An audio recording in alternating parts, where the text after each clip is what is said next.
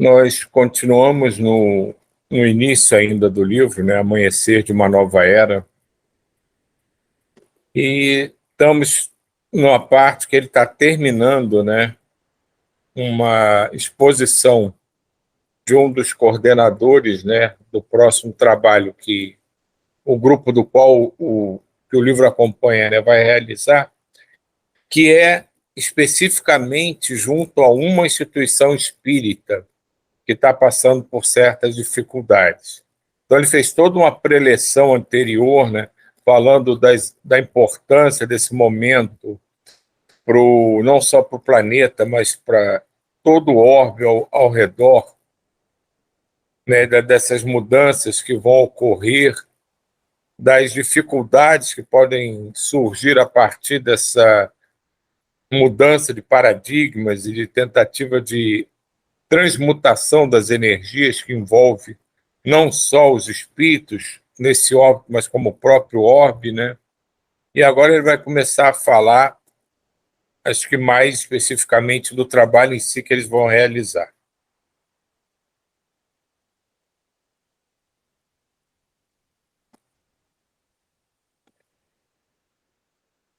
Pior ainda, quando ocorrem pensamentos a que atribuem alta magnitude e surge a tentação de corrigir o pensamento exposto na codificação espírita, de alterá-lo, de adaptá-lo aos tempos modernos, de criar correntes que se comprazem com o frívolo, o social, ou pretensamente afirmam ser um passo adiante numa falsa conquista de complementação. Esse perigo já se manifesta e cresce como escauracho que se fixa nas raízes da planta boa e que, ao ser arrancado, extirpa do solo também. Torna-se urgente que providências sejam tomadas, a fim de que não ocorra o mesmo que sucedeu ao cristianismo nascente, quando subiu ao trono imperial de Roma, expulsando Jesus de sua companhia, ou como aconteceu com Lutero e sua doutrina, quando outros que se fizeram reformadores passaram a adaptar ao seu modo de entender o evangelho de amor, que deveriam seguir sem excessos de formalismos ou de complicações teológicas, disfarçando a própria vaidade e acreditando-se fundadores de religiões. Esse combate é de largo tempo, remontando aos primórdios do pensamento, muito bem exarado na rebeldia de Lúcifer contra Deus, conforme o mito bíblico. Sucede-se que as paixões inferiores em predomínio no espírito durante o seu desenvolvimento intelectual e moral não cedem às sublimes conquistas do amor sem grandes embates e sacrifícios. Neste momento, instalando-se as anomalias morais do prazer exorbitante, um intercâmbio doentio entre as falanges do mal e as criaturas humanas distraídas predomina em contínuas vitórias. Houve uma nova pausa nas reflexões, de modo que pudéssemos perceber a gravidade do programa, a seguir enunciando. Certamente, a transição planetária opera-se inexoravelmente, mas poderia caracterizar-se por menos contributo de dores conforme vem ocorrendo por opção humana. Os emissários do amor e do conhecimento que vêm envergando a indumentária carnal e aqueloutros que logo mais os seguirão necessitam de encontrar joeirado terreno humano, a fim de ser acelerada a realização sublime. É nesse ponto que a gente leu, né? Ele traz uma preocupação que é real e, ao mesmo tempo, ela também causa em si certas dificuldades, né? que é daquela preocupação que nessa tendência a se apresentar coisas novas se desvirtue ou se possibilite que as sombras se infiltrem no trabalho e consigam, aos poucos, ir minando todo esse esforço para a modificação da vibração do planeta, fazendo com que, despercebidamente, comece a se questionar conceitos, comece a se questionar condições, apresentações, formas de ver a situação, baseando-se na egolatria, né, na vaidade de cada um, né? E assim, com a desculpa de apresentar algo novo, mais moderno, tentar descaracterizar o sólido conteúdo já afirmado através dos anos, não só pela doutrina espírita, mas por várias vertentes espiritualistas que já trazem em si toda a verdade fortemente arraigada.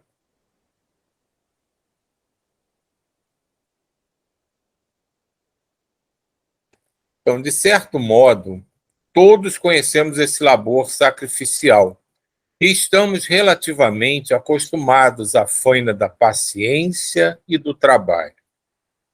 Ao santo de Assis foi feita urgente solicitação de socorro por antigos discípulos seus na Umbria dos dias passados, que se reencarnaram com o objetivo de erguer uma instituição terrestre moderna dedicada à caridade, sem fugir à simplicidade do seu amoroso coração. Profundamente sensibilizado, ele fez-se benfeitor do projeto e intercedeu junto a Jesus, suplicando-lhe as bênçãos em favor de sua realização. Lentamente, os obreiros foram renascendo no corpo físico, reencontrando-se uns com os outros, reconstruindo a família espiritual da qual provinham, e surgiu um amanhecer de esperanças para os sofredores do mundo físico. A obra materializou-se sobre as luzes de O Consolador, tornando-se uma referência de dedicação a Jesus em ambos os planos da vida.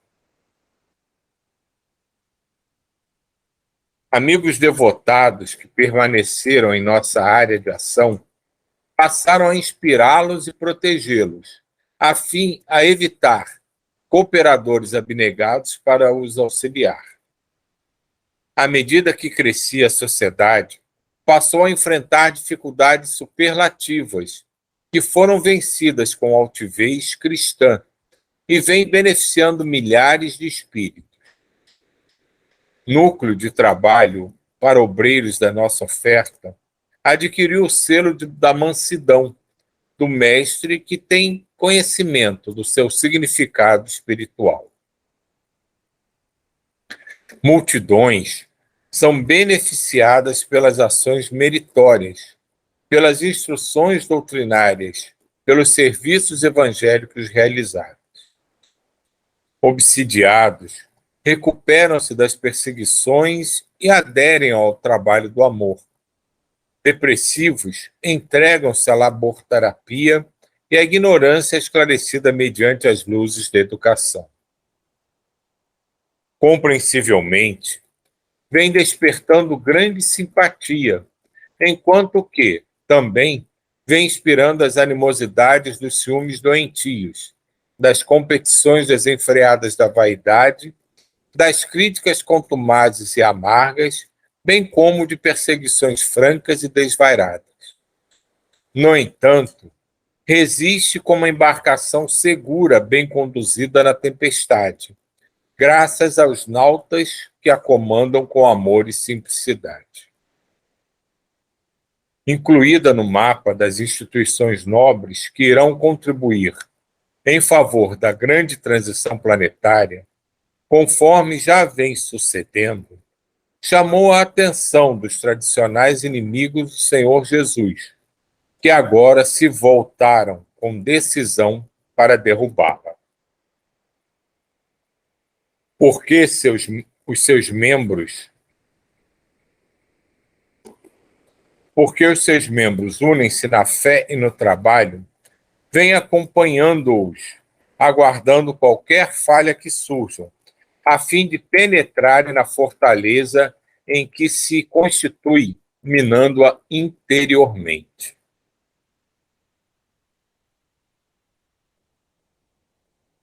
E o que agora vem sucedendo lentamente? A presunção e a rudeza de um dos seus membros, ambicioso e infantil, insensato e agressivo, passaram a impor-se, gerando inquietação e tornando-se a brecha moral para a invasão do Senhor da Sombra, entidade infeliz que, desde o fim do século XV, tornou-se adversário de Jesus. Aqui, esse adversário que ele se refere foi aquele rabino que, no final do primeiro livro, foi até o grupo, né, com todo um séquito de soldados, né, querendo destruir todo o trabalho, né, mas que os soldados foram isolados e ele entrou sozinho no recinto e foi deixado que ele fosse liberado, né, que ele se retirasse para uma posterior acesso até ele para tentar trabalhar com ele. Então, esse rabino que desenvolveu um grande ódio, não só por Jesus, mas por todo o trabalho que fala de amor, que fala de compreensão ligado a tudo isso, e principalmente às mudanças, né, que poderão advir desse projeto, né, desse processo de transição planetária, desenvolveu uma necessidade dentro do desequilíbrio dele de lutar com todas as suas forças contra isso. E é interessante nesse processo aqui, né, que ele fala, né, que tudo isso foi permitido pela presunção e rudeza de um dos seus membros, ambiciosos, infantil, insensato e agressivo, que passaram a impor-se, gerando inquietação e tornando-se a brecha moral para que ele conseguisse acessar o grupo. Então é por isso que ele faz essa preleção anterior tão importante, né, quanto a esse, que é um tema já muito batido, né, que a gente fala frequentemente, né, que é o vigiar e orar, mas que ele agora está chamando a atenção sobre um outro prisma, né, que é o prisma da transição planetária, que isso vai gerar formação de grupos muito envolvidos nesse amor, nessa dedicação de tentar produzir os melhores efeitos possíveis. E sempre que a luz se acende, chama a atenção das sombras. E que isso vai gerar mais atenção desses grupos ainda desarmonizados, e daí virão muitas tentativas de desequilíbrio e de ataque. E se a gente não ficar muito atento e criar pequenas brechas nas quais eles possam tentar penetrar, isso pode afetar o trabalho que está sendo programado.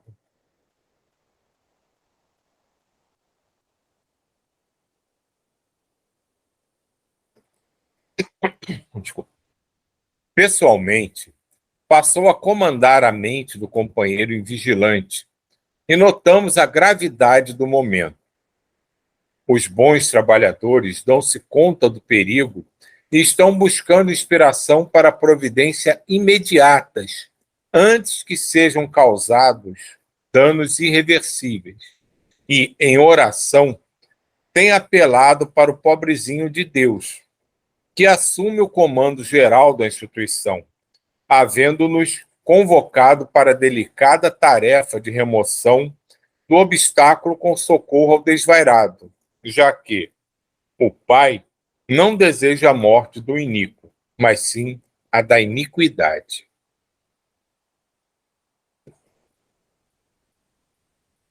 Uma programação está elaborada, incluindo-vos a todos que ireis a diferentes sociedades espíritas auxiliar os abnegados servidores do Messias Nazareno, enquanto que nós outro, em pequeno grupo, iremos, inicialmente, atender a nau em quase sossobro e outras tarefas posteriores.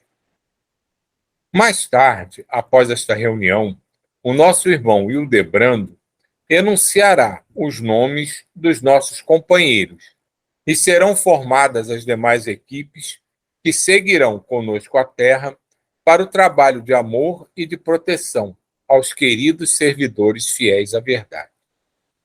Que o Senhor nos abençoe o empreendimento fraternal e nos ajude a servir conforme Ele o fez em relação a todos nós.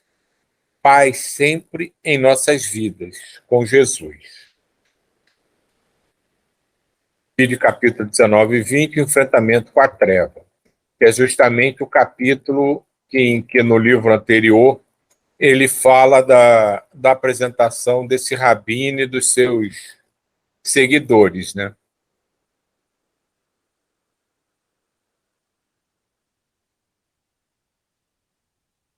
É interessante, né, que tudo isso que a gente leu aqui, assim, me remete muito ao nosso próprio grupo, né?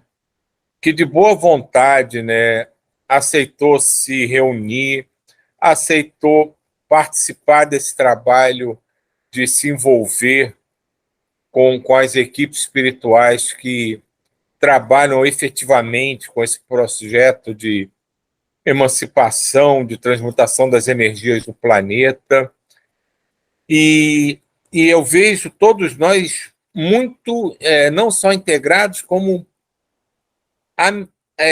ligados a tudo isso que foi lido nessa mensagem desse coordenador, né, do novo trabalho, né? É como se ele estivesse falando diretamente para cada um de nós. Eu me senti, acredito que todos, da mesma forma, como se estivesse falando diretamente a nós, da importância da nossa dedicação, da nossa atenção ao nosso redor. Eu achei muito bonito quando ele diz que Deus não quer o fim do iníquo, mas da iniquidade, né? Que a gente precisa modificar essa vibração desarmonizada, essas sombras permanentes que surgem vez por outra, não só apenas ao nosso redor, mas próximo a nós, envolvendo conhecidos, familiares, até desconhecidos, mas sempre com muita dedicação e muito amor.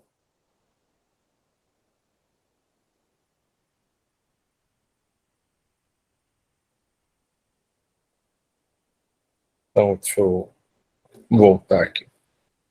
Então, quando retornou à mesa, harmonias siderais invadiram o recinto e delicadas pétalas de luz caíram sobre nós, desaparecendo em contato com o nosso corpo, penetrando com balsâmica energia. Emocionados e absortos na contemplação de cenas que se apresentavam num grande painel acima do palco, estávamos todos profundamente comovidos.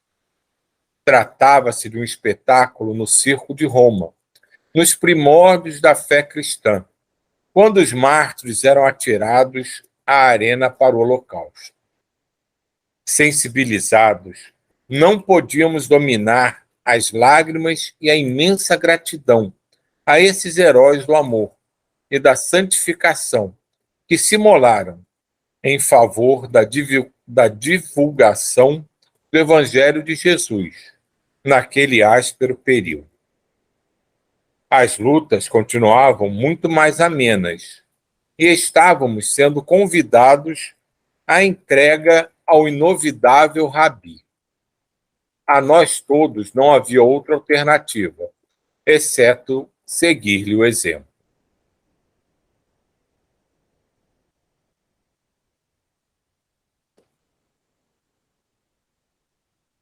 Planejamento de atividades espirituais. A seguir, o amigo Hildebrando leu uma lista de nomes para a formação das respectivas equipes que se deveriam reunir logo depois em outras salas do edifício, a fim de serem discutidos os planos de atividades a serem desenvolvidas e os lugares onde deveriam ser executados. Isso é um outro ponto, né, que a gente tem que estar sempre, né, as pessoas não costumam levar isso muito em consideração, né, mas tudo da espiritualidade é muito bem programado, estudado, para que a execução saia exatamente da forma que se programou. Então, aquela frase famosa, né, que muitas vezes é repetida aleatoriamente, né, nada acontece por acaso, é porque a espiritualidade tem um cuidado extremo no desenrolar de todos os fatos, de todos os acontecimentos. Tudo que nos envolve, envolve o nosso enredor, envolve o planeta. Mesmo que às vezes pareça caótico, pareça fora de controle, é previsto, é programado e tudo ocorre dentro daquele planejamento maior. Então a gente precisa, na verdade, expandir muito a nossa mente, expandir muito a nossa capacidade de compreensão para lidar com tudo que acontece ao nosso redor.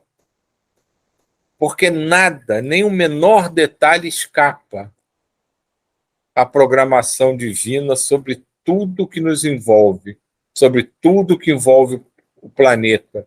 E principalmente num projeto tão grandioso, tão divino, tão sublime como a transição do planeta, tudo é muito bem analisado e estudado. Então, daí é que realmente surge a certeza de que nada acontece por acaso. Surpreendido e sinceramente agradecido ao Senhor Jesus, fomos citado e convidado a apresentar-nos no próprio local, com mais outros 4 amigos, que foram espiritistas na Terra, e conhecidos nossos, que nos permitiriam participar das suas experiências caritativas, algumas das quais narramos em obras anteriores. Com imensa alegria, pude abraçar o venerando José Petitinga, trabalhador incansável do Evangelho, que, bondoso e gentil, demonstrou muito júbilo pelo nosso reencontro.